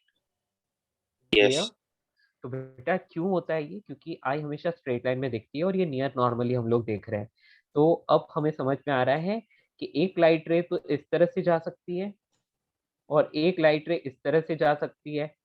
तो हम लोग यहाँ पर यदि बात करें तो एग्जैक्टली उस कॉइन का जो इमेज है वो यहाँ पर बनता है, this is image and this is object. Object का इमेज उसकी जगह पर नहीं बन के काफी ऊपर दिखाई देता है। इसका रीजन सिर्फ एक है और वो है रिफ्रैक्शन, ठीक है। तो इस डी डैश को हम बोलते हैं अपरेंट डेप्थ, और जो इसकी शिफ्टिंग हुई है यहाँ से यहाँ तक ऑब्जेक्ट और इमेज के बीच की डिस्टेंस, इसको हम लोग लिख लेते हैं डेल्टा डी या फिर टी, जो आपको पसंद हो। मैं डेल्टा डी से लिख रहा हूँ, this is called apparent shift. Sir लेकिन स्विमिंग पूल में तो रेयर से डेंसर में जाता है ना, लेकिन यहाँ आपने नहीं उल्टा बेटा, बनाया। कहाँ रेयर से डेंसर, हमारी आई नहीं मतलब तो रेयर, आई तो हमारी हम लोग रेयर में ऊपर है से ना। देखते हैं तो फिर अच्छा ये रेयर मीडियम है, आई हमारी कहाँ है, एयर में है, रेयर मीडियम में एयर है। में। और यस नीचे सर। कौन है, नीचे वाटर है, तो बिल्कुल वही स्विमिंग पूल वाला ही सीन बन रहा है यहाँ पर, ठीक है। क्लियर फिर जो हमने सर पहले क्वेश्चन किया था फिर वो तो एक तरीके से गलत हुआ, तो बेटा? एक्चुअली क्या हो रहा है बेटा, उधर वो नियर नॉर्मली नहीं देख रहा है, मेरी बात समझ रहे हो? Hello, yes sir. या नहीं समझा सर। सर वहां लाइक पर पहले जो नहीं समझ क्वेश्चन पाए किया सर। था उसमें लाइक लाइक हाइट पे कुछ फर्क नहीं आया था, सीधा लाइक हॉरिजॉन्टली शिफ्ट हुआ था। इसमें लाइक हाइट से फर्क कर रहा है यस वो बेटा, क्यों हो रहा है? एक्चुअली मैंने उसमें क्या बोला था कि उसको मैंने उसकी इमेज की पोजीशन दे दी थी, आर यू गेटिंग? मैंने उसकी उसकी इमेज की पोजीशन दे दी थी कि वो ए पर दिख रहा है ना। बट एक्चुअल में क्या होगा, ऐसा ये समझ लो कि वहां पर एक इमेजिनरी कंडीशन है। Is it fine? Clear? Sir तो वो क्वेश्चन एक्चुअली नॉट पॉसिबल है। हाँ, उस वहां पर आप लिख लो बेटा, देखो उसके ऊपर लिख लो कि इमेजिनरी कंडीशन, क्लियर, या इमेजिनरी सिचुएशन, क्योंकि आपको जो आपको मैं बोल रहा हूँ कि जो एडवांस में पैराग्राफ दिया जाता है वहां पर ऐसी इमेजिनरी सिचुएशन बना के दी जा सकती है, ठीक है। तो इमेजिनरी कंडीशन लिख लो यहाँ पर, ठीक है। मैंने यहाँ पर आपको क्या बोला था कि if I observe the coin at point A, ऐसा आपको गिवन है ना। वहां पर आप खुद से इमेज नहीं बना रहे हो, आपको गिवन है कि वहां पर बन रही है। क्लियर?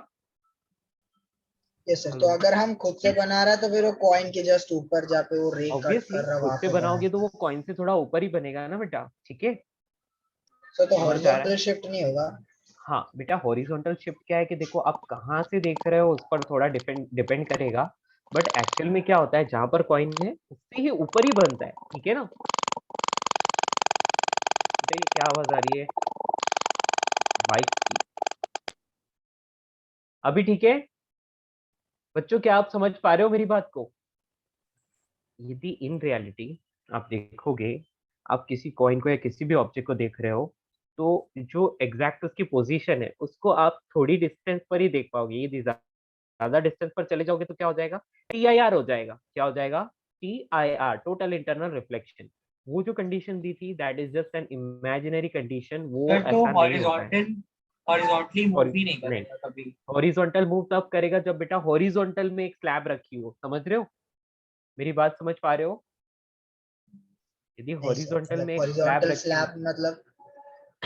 ये एक स्लैब है, आई आपकी यहाँ पर है, ठीक है, और हाँ देखा ऑब्जेक्ट हूँ। यहाँ पर रखा है, तो उस कंडीशन में इसका हॉरिजॉन्टली शिफ्ट हो जाएगा।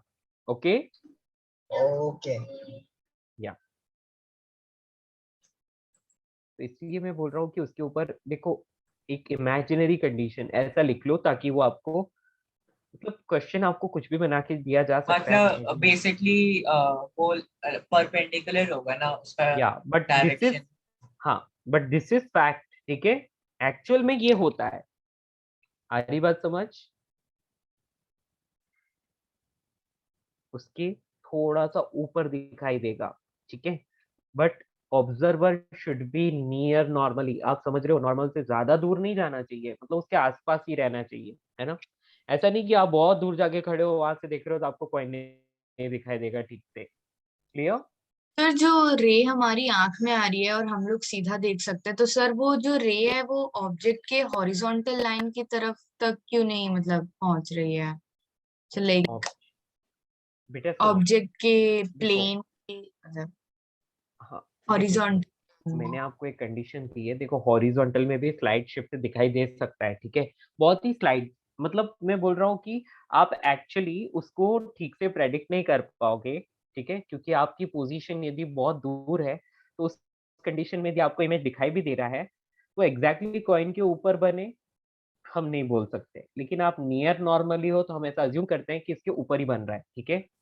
Okay sir. बेसिकली जो सर भी देखो, कॉइन यहाँ रखा है ना, तो कॉइन का इमेज तो ऊपर ही बनना है। अब वो एग्ज़ैक्टली इसके ऊपर बन रहा है या थोड़ा इधर-उधर बन रहा है, वो हमें नहीं पता, है ना? लेकिन हम मान के चल रहे हैं कि एग्ज़ैक्टली उसके ऊपर बन रहा है, क्योंकि हम नियर नॉर्मली उसको ऑब्ज़र्व कर रहे हैं, ठीक है? सर तो अगर सर, दूर तो से देखे लाइक पेंसिल वेक्टर से काम हो जाएगा। हेलो, क्या बोल रहे हो बेटा? सर अगर हम दूर से देखें तो वेक्टर से काम हो जाएगा, लाइक हॉरिजॉन्टली एक वेक्टर और वर्टिकली एक वेक्टर, तो फिर वेक्टर कुछ डायरेक्टली थीटा काम हो एंगल जाएगा से। बेटा। हाँ जी, यहाँ पर अपना डायरेक्टली काम हो जाएगा, ठीक है?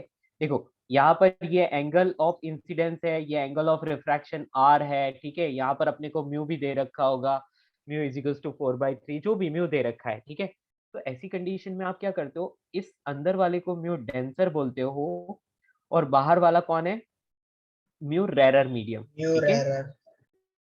तो आप यदि इसको ज्योमेट्री से सॉल्व भी करोगे ना, तो आप यहाँ पर आपको यहाँ पर क्या मिलेगा? डी डैश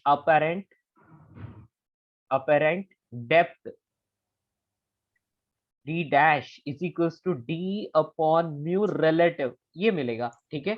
जहां पर म्यू रिलेटिव की जो वैल्यू है, म्यू रिलेटिव जो है आपको मिलेगा म्यू, या जैसे कि अब यहाँ पर बात करते हैं कि जब डेंसर से रेरर में आ रहा था तो इमेज ऊपर बन रहा था, यस और नो? करेक्ट? ये समझ में नहीं आया? सर, मैं क्या बोल रहा हूँ कि जैसे हाँ हाँ, जैसे पेंसिल बेंड फिर नहीं होना चाहिए ना, बिकॉज वो तो उस हॉरिजॉन्टली शिफ्ट हो जाता है उसका इमेज। अगर लाइक ये समझ प्रिंसिपल नहीं रहे होता हो। है तब तो पेंसिल थोड़ा ऊपर टाइप ऐसा दिखता। सुनो सुनो सुनो, आप किधर से देख रहे हो उस पर डिपेंड करता है। मैंने क्या बोला, देखो वो कंडीशन भी सही है कि यदि आप साइड से देख रहे हो ना, तो उस कंडीशन में देखो आपका हॉरिजॉन्टल शिफ्ट भी थोड़ा सा हो सकता है, ठीक है? पर मैंने क्या कंसीडर किया है, नियर नॉर्मल कंडीशन को ही लिया है। देखो मेरी बात तो सुनो एक बार, मैं आपको क्या बोलना चाह रहा हूँ कि आपने यहाँ पर कोई ऑब्जेक्ट रखा है, लेट से यहाँ पर, और बेटा आप इस तरफ से देख रहे हो, बेटा इसका शिफ्ट तो फिर इस तरफ होगा थोड़ा, है ना? यदि आपकी आई यहाँ पर है, तो बेटा शिफ्ट ऊपर की तरफ दिखाई दे रहा होगा, फिर थोड़ा ऊपर की तरफ, है ना? इस केस में आपने नॉर्मल इसको कंसिडर किया है। बेटा नॉर्मल वो कंसीडर किया है जो कॉइन के एग्जैक्टली ऊपर परपेंडिकुलरली जा रहा हाँ, है, यस ठीक है? समझ गया। या मेरी बात समझ पा रहे हो? Yes sir, yes sir. मैं एक काम करता हूँ, मैं दोनों के दोनों डायग्राम बनाता हूँ, तो कंपैरिजन के बेसिस पे आपको ज्यादा अच्छे से समझ में आएगा। बेटा यहाँ पर मैं ले लेता हूँ रेरर मीडियम, यहाँ पर मैं ले लेता हूँ डेंसर मीडियम, ठीक है? इस तरफ मैं ले लेता हूँ बाहर की तरफ डेंसर और अंदर की तरफ रेरर, ठीक है? चलेगा? यहाँ पर मैंने रख दिया डेंसर के अंदर एक ऑब्जेक्ट, ऑब्जेक्ट से रे निकल रही है इस तरह से। देखो, एक तो ये मैंने डायरेक्टली एक स्ट्रेट लाइन कंसीडर कर ली, और इसी को मैंने क्या लिया है, इस कॉइन से नॉर्मली डायरेक्शन कंसीडर की है, और इसके बहुत ही क्लोजली आपको रे देखनी है ना? तो उससे क्या होगा, आपको जस्ट उसके ऊपर इमेज दिखाई देगा, ठीक है? आपको हॉरिजॉन्टल शिफ्ट कंसीडर नहीं करना पड़ेगा। Is it fine? ठीक है बेटा? ऑब्वियसली थोड़ा सा सर हॉरिजॉन्टल शिफ्ट भी। आई यस बेटा, आई कहाँ है अभी ये वाले केस में? इस वाले में ऊपर। आई रेरर मीडियम में है, ठीक है? ये रही आई। क्लियर? बात और समझ पा रहे हो? हाँ, इमेज फॉर्मेशन अभी कहाँ होगा? इमेज फॉर्मेशन अभी क्या होगा, इस वाली रे को जो आंखों में जा रही है, उसको आप आगे एक्सटेंड करो, तो वो कॉइन के ही अलोंग, लेकिन थोड़ा सा ऊपर दिखाई देगा। So this will B image, okay, and this will B object. Clear? Condition क्या हमने क्या कंसीडर किया है कि जो एग्जैक्टली जो कॉइन है नॉर्म, और जहां से लाइट रे बाहर आ रही है, तो वो दोनों तो ये कंडीशन सब आप नियर लिखाओगे ना नॉर्मली है। सर? हाँ बेटा, सर ये सब आप नोट्स के फॉर्म में लिखाओगे ना? हाँ बेटा लिखवा रहा हूँ, है ना? लिखवाऊंगा। अभी मैं एक बार आपको एक्सप्लेन कर रहा हूँ ये चीज, ठीक है? अभी देखो, इसमें रेरर मीडियम में मैंने ऑब्जेक्ट रखा, बेटा सबसे पहले तो एक स्ट्रेट लाइन यहाँ से डायरेक्टली डाल देते हैं ताकि हम लोगों को इसी के आसपास आई को रखना है। I should be close to normal, है ना? और नॉर्मल कौन सा वाला? जो इस कॉइन से एक नॉर्मल जा रहा है ना, उससे क्लोज होनी चाहिए, ठीक है?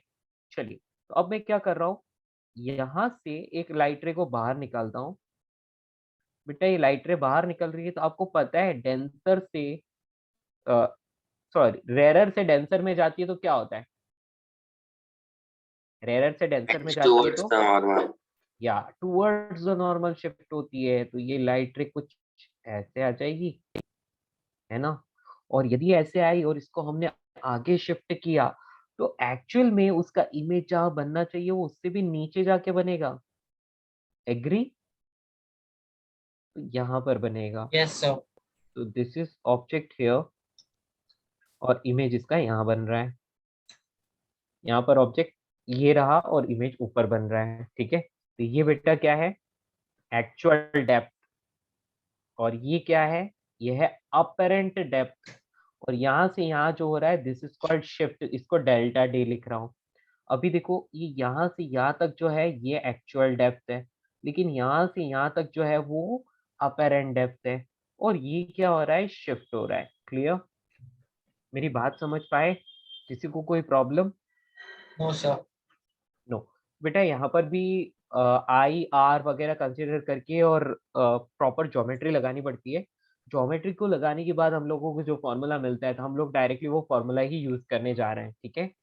अच्छा, एक और चीज बेटा, जिस भी मीडियम में ऑब्जेक्ट रखा है उसको हमेशा मीडियम नंबर 1 बोलने का, समझ रहे हो? और जहां पर आई हो उसको मीडियम नंबर 2 बोलने का। लेकिन यहाँ पर एक बात क्लियर है, μ1 इज ग्रेटर देन μ2। इस वाले में कहाँ है? μ1 यहाँ है। क्यों? क्योंकि इसमें ऑब्जेक्ट है और बाहर वाला μ2 है, ठीक है? कोई दिक्कत? यहाँ पर क्या होगा? μ1 इज लेसर देन μ2। ये दोनों चीजें हैं बेटा। μ1 यदि ग्रेटर देन μ2 है तो यहाँ पर आपको क्या समझ में आ रहा है? d dash is less than d, right? और इसमें आपको क्या रिजल्ट मिल रहा है? d dash is greater than d, correct? Hello? तो अपरेंट डेप्थ, हाँ बेटा बोलिए। अगर ऑब्जेक्ट अगर लाइट रे क्रिटिकल एंगल से ज्यादा होगा तो हमें दिखेगा ही नहीं। मैंने इसीलिए नियर नॉर्मली बोला है बेटा, क्रिटिकल एंगल का तो सवाल ही नहीं उठता। यदि आप काफी दूर चले जाते हो जहाँ कॉइन रखा है, आप काफी दूर इस तरफ खड़े रहते हो, उस कंडीशन में क्रिटिकल एंगल आएगा और आपको कॉइन दिखेगा ही नहीं, ठीक और है? उससे ज्यादा होगा तो रिफ्लेक्ट करेगा। यस, ठीक है ना? तो d dash is equal to d upon mu relative, और म्यू रिलेटिव को आप बोल सकते हो μ1 बाय μ2, ठीक है? म्यू रिलेटिव, इस दोनों के लिए यही कॉमन फॉर्मूला है, d dash apparent depth. Here बेटा म्यू रिलेटिव क्या होगा? μ1 बाय μ2। देखो दोनों का डेरिवेशन एक ही तरह से होता है, करना कुछ नहीं है, ज्योमेट्री लगानी है आपको। यहाँ पर आप एंगल आई कंसीडर करोगे, यहाँ पर एंगल आर कंसीडर करोगे, ये वाली कुछ स्मॉल डिस्टेंस कंसीडर करोगे, फिर वो दो ट्राइंगल्स बन रहे हैं ना, दो ट्राइंगल्स बन रहे हैं तो आप ज्योमेट्री लगाओगे और उसको करोगे तो फाइनली आपको इस तरह का फॉर्मूला मिलेगा, ठीक है? स्नेल्स लॉ भी यूज तो करना है। बेसिकली जब तक आई हमारा जैसे वो ग्लास है, ग्लास के ऊपर है, तब तक वो हॉरिजॉन्टली उतना नहीं हो, बहुत कम होगा। एंड जैसे ही वो लाइक और एंगल पे रहता है या फिर हॉरिजॉन्टल हो जाता है तो लाइक आपने वेक्टर या फॉर्म में। आप ऑब्वियसली, ठीक है? तो आप ये समझ लो। अब बेटा यहाँ पर वेक्टर को मत डालो, है ना? यहाँ वेक्टर को लाने की जरूरत नहीं है। आप ये समझ लो कि यदि आप ऑब्वियसली हॉरिजॉन्टली किसी इस तरह की कंडीशन में देख रहे हो तो वहाँ हॉरिजॉन्टल भी थोड़ा शिफ्ट तो दिखाई देगा ना आपको, ठीक है? क्लियर? इसलिए हम लोगों ने कंडीशन ऐसी कंसीडर की है कि आप वो कॉइन से जो नॉर्मल जा रहा है उसके क्लोजली कहीं ऑब्जर्वर है और वो ऑब्जर्व कर रहा है ऑब्जेक्ट को, ठीक है? ताकि आपको सिर्फ ये जो वर्टिकली जो है कॉइन का शिफ्ट दिखाई दे। क्लियर? आई समझ बात? उसके क्लोजली किस कहाँ से, मतलब हॉरिजॉन्टली की वर्टिकली उसके क्लोजली? बेटा जो कॉइन है ना, कॉइन से जो हाँ वर्टिकल लाइन पास हो रही है ना, तो हाँ। ऑब्जर्वर उसके आसपास ही कहीं रहना चाहिए, ठीक है? क्लियर? एक बार आप दिखा सकते हो इस डायग्राम में कहाँ पर? बेटा ये लाइन जा रही है, ये कॉइन वाली लाइन है, ठीक है, कॉइन की पोजीशन वाली लाइन है, क्लियर? यस और सर, ये ऑब्जर्वर है, ऑब्जर्वर मतलब ये आई है ना। Yes sir. तो इन दोनों के बीच का जो गैप है वो बहुत ज्यादा नहीं होना चाहिए, इस डी के हाँ, कंपैरिजन यस में समझ। काफी कम होना, बहुत बहुत कम होना चाहिए। यदि ये डी 10 मीटर है तो ये 1 मीटर से ज्यादा ऐसा नहीं होना चाहिए। मतलब इट शुड बी, ऐसा कोई रेंज नहीं है, लेकिन हम लोग ऐसा बोल रहे हैं कि आपको एग्जैक्टली exactly उसके ऊपर पोजीशन पर देखना है, तो आप ये समझ लो कि आपको नॉर्मल के आसपास ही रहना है, समझ रहे हो? Yes sir, yes. या क्लियर? तो तो बेटा हम लोग यहाँ जितना पर पास है दूर जाएंगे उससे, तो उस हिसाब से सर डेल्टा डी हाँ बढ़ेगा चेंज या होता घटेगा, जाएगा, राइट? वो चेंज यस। होगा, ठीक है, और हॉरिजॉन्टली भी थोड़ा सा शिफ्ट होगा, ठीक है, तो हॉरिजॉन्टली वो यहाँ एग्जैक्टली। ये हाँ बेटा, तो यहाँ पे म्यू रिलेटिव में हमें जो मीडियम को हमने म्यू वन माना है उसका उसके रेस्पेक्ट में उसका हमें म्यू टू के रेस्पेक्ट में ढूंढना है ना सर? हाँ ठीक ओके। है, mu one with respect to two. Actually क्या है बेटा, आप जब ज्योमेट्री लगा के इसको सॉल्व करते हो ना, स्नेल्स लॉ लगाते हो और ज्योमेट्री लगाते हो, सब कुछ लगाने के बाद फाइनली आपको इस तरह का रिलेशन मिलता है, ठीक है, क्लियर? और म्यू रिलेटिव का मतलब mu one by mu two होता है। वन मीडियम नंबर वन मतलब वो मीडियम जहां ऑब्जेक्ट रखा है, क्लियर? ठीक है, mu one is equals to refractive index of medium of incidence, medium of incidence मतलब जहां पर इंसिडेंट रे है, या फिर ये भी बोल सकते हो कि ऑब्जेक्ट, जहां ऑब्जेक्ट है, ठीक है। Mu two is refractive index of medium of Refraction. Refraction, ठीक है, रिफ्रैक्शन मतलब वो मीडियम जहां पर कौन है, ऑब्जर्वर है, O P S E R V E R, ठीक है, ये जे नहीं है, एस है, ठीक है।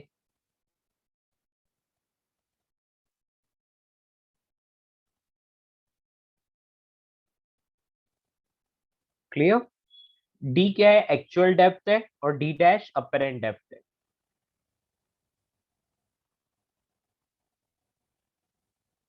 कोई प्रॉब्लम? समझ आया सबको? सर वो म्यू रिलेटिव है ना? हाँ बेटा, म्यू रिलेटिव है, ठीक है, म्यू रिलेटिव। चलिए आप सॉल्व करते हो तो आपको मिलता है डी डैश इज इक्वल्स, इस तरह का रिलेशन मिलता है, मतलब हम लोग यहाँ पर बोल सकते हैं mu two D dash is equals to, sorry,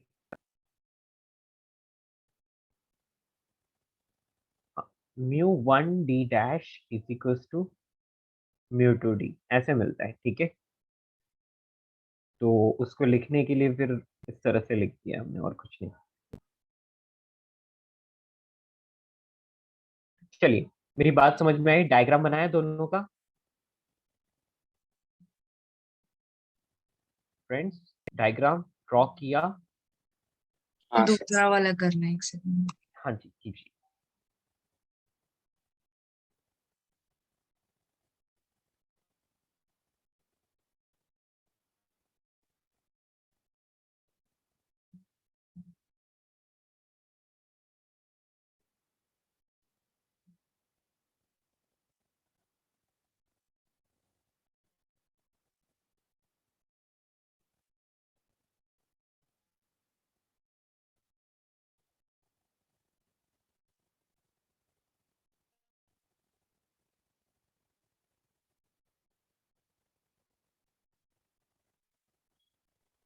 done sir.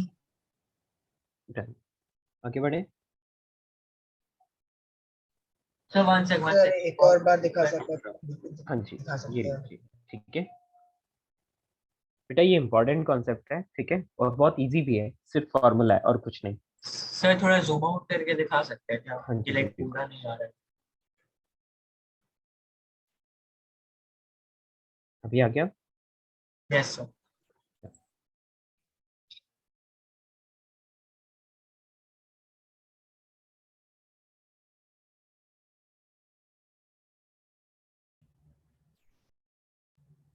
Sir जो आपने वो फॉर्मूला दिया अपैरेंट डेप्थ का, वो दोनों सिचुएशन के लिए सेम ही होगा? क्या वो बेटा? सर वो जो आपने वो अपैरेंट डेप्थ का फॉर्मूला दिया, वो दोनों सिचुएशन के लिए सेम ही है? हाँ हाँ बेटा, कंडीशन दोनों के लिए सेम ही आएगा, एग्जैक्टली सेम वही फॉर्मूला आएगा, है ना, दोनों के लिए कॉमन। बस जो भी चेंज होगा वो म्यू1 और म्यू2 की वजह से होगा, ठीक है। तो अब रेरर से डेंसर है, डेंसर से रेरर, तो ऑटोमेटिकली वो म्यू रिलेटिव चेंज हो जाएगा, ठीक है। बट आपको हमेशा फर्स्ट मीडियम, ऑब्जेक्ट वाले मीडियम को ही कंसीडर करना है, दैट्स इट। बहुत लोग गलती क्या करते हैं, जहां पर ऑब्जर्वर है ना, उस मीडियम को मीडियम नंबर 1 लिख लेते हैं, तो सब गलत हो जाता है। चलिए एक क्वेश्चन करते हैं जल्दी से, नोट किया ये।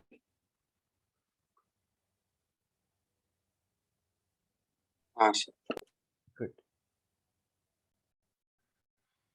बेटा एक बर्ड है, बर्ड तो हवा में उड़ता है, एग्जैक्टली डायग्राम तो नहीं बना पाऊंगा, लेकिन समझ लो कि हाँ ये बर्ड है, ठीक है। या ये बर्ड हो गया। चलिए अब नीचे की तरफ वाटर में है एक फिश,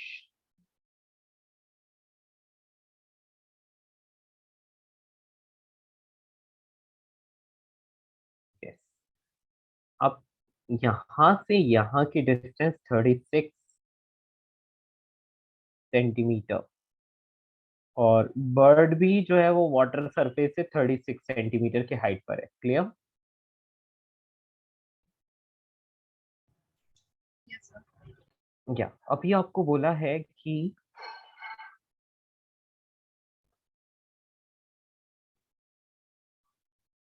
बाहर तो एयर है ना, तो म्यू इज इक्वल्स टू 1, क्योंकि ये एयर है और नीचे वाटर है, तो वाटर का म्यू 4/3 होता है, yes. Question is find find distance distance of fish as seen by bird, by the bird. First question. Second, distance of bird observed by fish, observed by fish. समझ रहे हो? Bird को fish कितने distance पर दिखेगा और fish को bird खुद से कितने डिस्टेंस पर दिखेगा, ठीक है। दोनों एग्जैक्टली एक दूसरे के ऊपर हैं,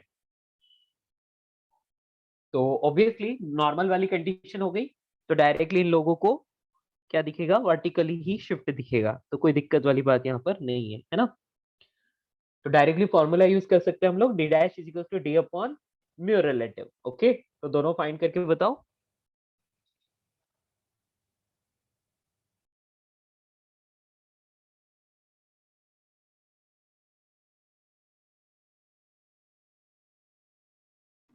पर डायरेक्ट नॉर्मल पे तो रिफ्रैक्शन होता नहीं है, फिर भी बिल्कुल डेप्थ रिफ्रैक्शन चेंज होता है होता है। बेटा, रिफ्रैक्शन होता है, ठीक है, रिफ्रैक्शन होता है, ओके।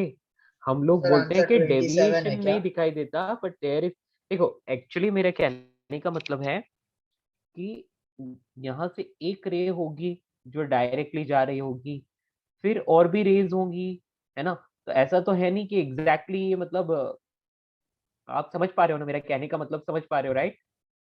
या आप खुद भी ट्राई कीजिएगा, एक कॉइन को इस तरह से रखिए पानी में, और आप एग्जैक्टली इसके ऊपर से भी यदि आप देखते हो ना बेटा, सॉरी, तो भी आपको ऊपर उठा हुआ दिखता है ना, राइट? क्लियर? उसकी डेप्थ तो कम होगी ही होगी, ठीक है। 63। देखो क्योंकि इसका रीजन ये बेटा कि वहां से एक सिंगल रे नहीं आ रही है, उस कॉइन के ऊपर जितने भी पॉइंट से, हर एक पॉइंट से बहुत सारी रेज आ रही है, ठीक है ना। या बेटा हाँ, फर्स्ट का आंसर क्या होगा? सर 63। 63। 63। तो फर्स्ट में कौन ऑब्जर्वर है? बर्ड ऑब्जर्वर है, और ऑब्जेक्ट कौन है? तो fish, fish is the object, तो फिश वाला मीडियम मीडियम नंबर 1 हो गया, ठीक है। तो हम लोग बोल लेंगे कि जो डिस्टेंस उसको दिखाई दे रही है, D dash is equals to यहाँ पर कौन दिख रहा है, बर्ड देख रहा है ना, तो 36 सेंटीमीटर को तो कोई दिक्कत नहीं है, तो 36 तो डायरेक्टली लिख लेंगे। उसके बाद वाटर के अंदर तो 36 upon mu relative 4/3। Clear? Hello yes sir. कोई, या तो कितना हो गया 63 है ना। Yes sir.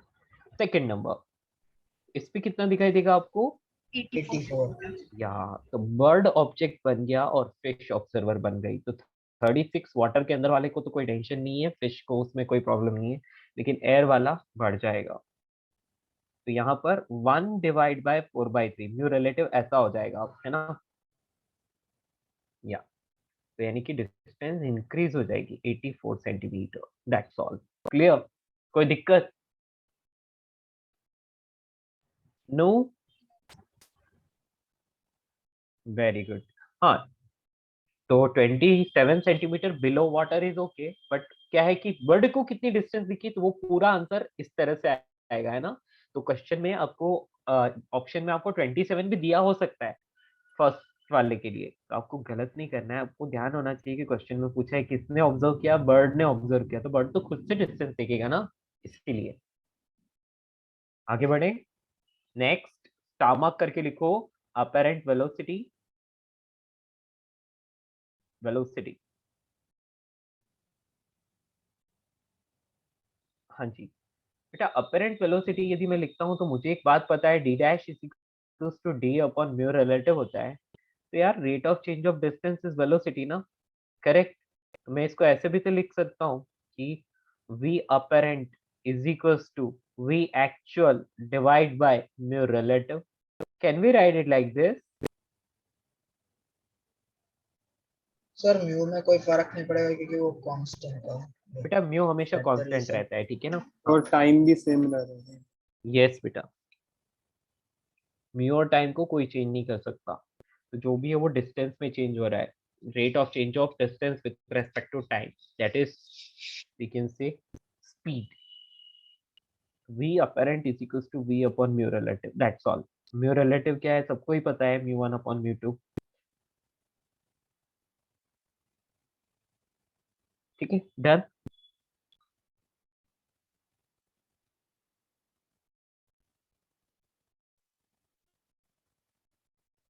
तो ऊपर वाला ही क्वेश्चन फिर से करते हैं, ठीक है।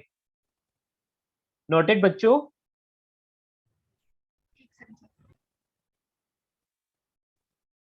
चलिए ऊपर वाला ही क्वेश्चन फिर से करते हैं। बर्ड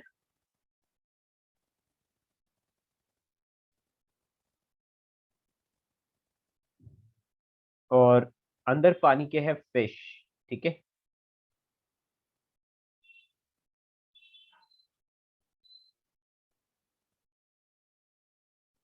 जो भी इनकी डिस्टेंस हो, अभी डिस्टेंस मैटर नहीं कर रही है वैसे भी, तो आप ये समझ लीजिए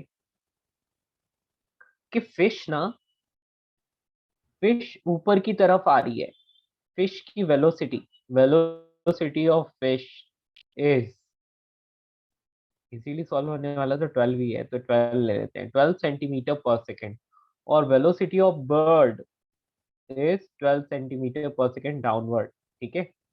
question is velocity of fish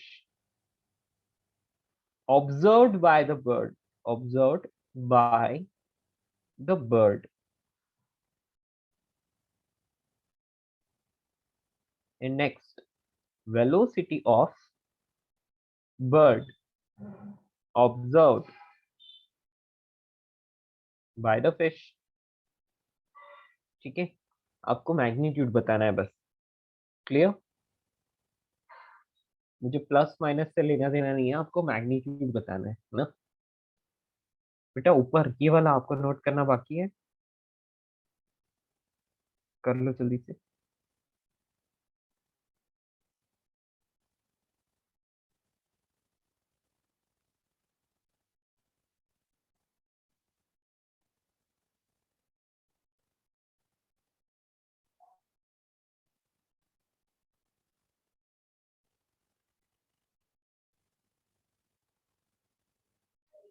done दोस्तों। जल्दी से इसको सॉल्व करके बताइए।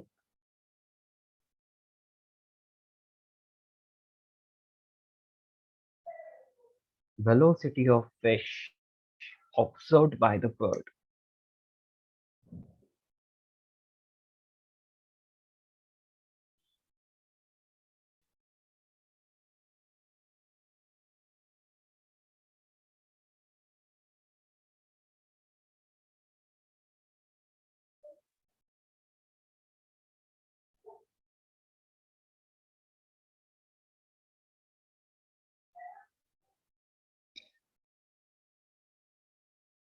तो दोनों की एक दूसरे की तरफ है तो ऐड होगी, राइट? अब आपको क्या करना है, एक को तो रिलेट वो अपेरेंट लगाना है और एक के लिए अपेरेंट नहीं लगाना है, मतलब बेसिकली आप समझ रहे हो।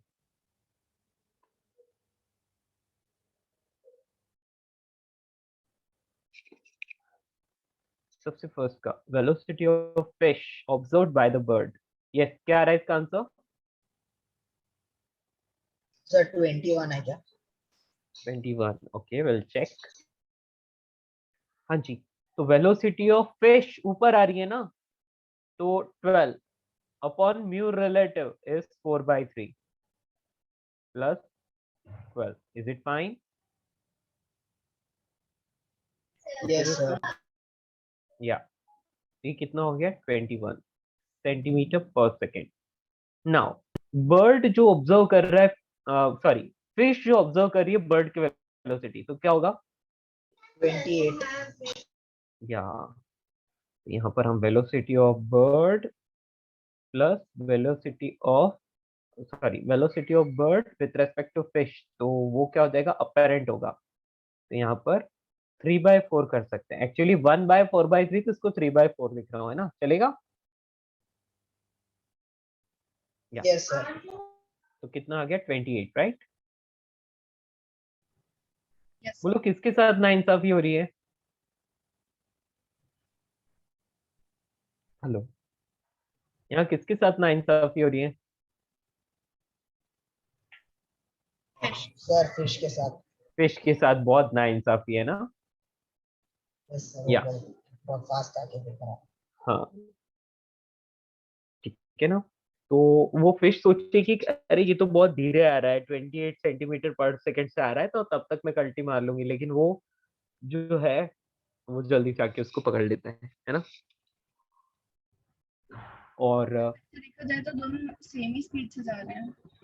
हाँ, या दोनों सेम ही स्पीड से एक दूसरे की तरफ बढ़ रहे हैं, रिलेटिव स्पीड दोनों की सेम ही है, ठीक है? लेकिन सर क्या एक है? डाउट है।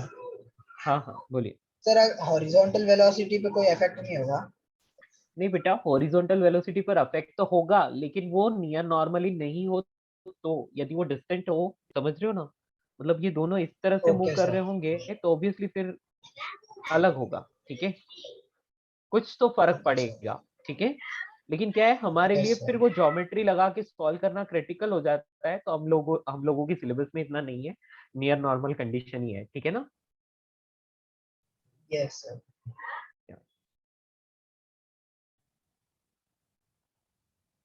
सर क्लास कोई दिक्कत तो नहीं? ओहो, टाइम हो गया। चलिए ठीक है। 6 मिनट बेटा आज हमने ज्यादा कुछ नहीं किया, हमने रिफ्रैक्शन को वैसे खत्म कर दिया है, ठीक है? अब जो भी बचा है वो refraction through the spherical surface है, प्रिज्म है, ये अर्न्ड लेंस है, ठीक है? समझ पाए दोस्तों? फिर आप रिपीट करेंगे आपने लास्ट में क्या बोला? मैंने बोला कि हमारा रिफ्रैक्शन का जो मेन पार्ट है, मतलब मेन मतलब जो बच्चों वाली चीजें जो है वो कंप्लीट हो चुकी है। अब जो मेन पार्ट है वो स्टार्ट होगा, जिसमें क्या क्या है? Refraction through spherical surface, lens and prism. Clear? तो इस यस वाले पार्ट से तो इतने क्वेश्चन आपको वैसे भी नहीं आते, आते हैं, लेकिन देखो क्वेश्चन तो कहीं से भी आ सकता है, वी कांट से, है ना? लेकिन हाँ, अब जो पढ़ेंगे उससे जरूर क्वेश्चन आता है, ठीक है? तो next yes class sir. We will start refraction through the plane surface, है ना? और यस सर। अब आप रिफ्रैक्शन, सॉरी मैंने प्लेन बोल दिया, spherical surface, sorry spherical surface, plane surface completed. Okay, Yes, sir. In the next class, we'll start refraction through a spherical surface, then lens and prism. Over. मिलते हैं next class दोस्तों, ठीक है? Thank you sir. Sir can I talk to? हाँ हाँ बोलिए ना। Sir मैं वो आई वाज न्यू तो मैं वो व्हाट्सएप ग्रुप पे नहीं हूँ सर, तो कैन यू ऐड? ओके बेटा कोई आप लिंक शेयर कर सकते हैं क्या? एक मिनट, मैं ही कर देता हूँ आपको link share, just a minute, पर उसमें टाइम लगेगा। बेटा आप क्लास में किसी और का नंबर है आपके पास? नहीं सर, मैं अपना नंबर चैट पे डाल देता हूँ, फिर कोई भी। हाँ जी, पर इट्स बेटर कि मैं ही आपको लिंक शेयर कर दूं और डायरेक्टली लिंक के थ्रू आप ज्वाइन कर लो, it will be better right? Yes sir. Yeah just a minute,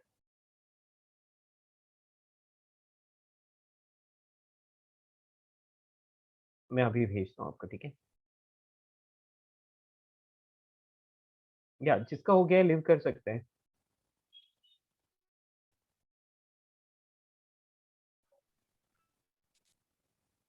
जिसका कंप्लीट हो गया है सर लिखेंगे। I guess one of our mate has send in the chat. Okay, one of you have sent in the chat. बेटा मिला आपको link, देखो।